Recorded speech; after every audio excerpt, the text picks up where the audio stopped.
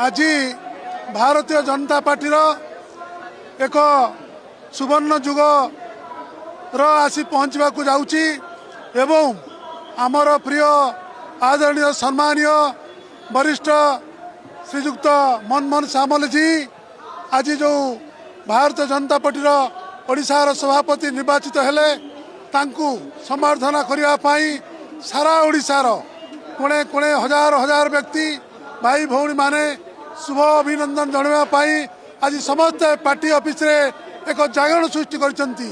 आमर नेता भारत वर्षर गारिमा आमर प्रधानमंत्री जे कि भारत वर्षर तांकर नेतृत्व रे आज जो शासन चली ये शासन उच्चकोट होगापाई ओडिशार सबु क्षेत्र में प्रगति होगापाई आमे समस्ते एकाठी होइछु।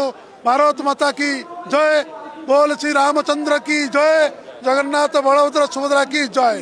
प्रभु समस्त मंगल करंतु। नमस्कार समस्त जनसाधारण नमस्कार आओ आमर कर्मकर्ता को नमस्कार आओ भारतीय जनता पार्टी सबू कर्मकर्ता को नमस्कार आओ आमर मोहन माझी मुख्यमंत्री को नमस्कार।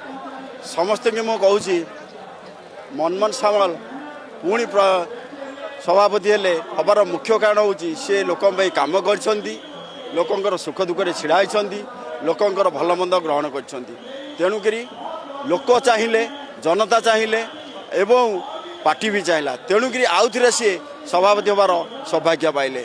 शुणु ये हूँ बर्तमान डबल इंजिन सरकार जेहेतु डबल इंजिन सरकार माने इंडिया भितर नंबर 1 होगी अच्छी जहाँ फल आगामी पंचायत एवं कॉर्पोरेट निर्वाचन में बहुत संख्यागरिष्ठ बीजेपी जीतब एवं बीजेपी जो लोक जन समर्थन से माने समस्त उत्साहित करुच्ची एवं समस्ते बीजेपी मुहाई। जय जगन्नाथ, जय श्री राम।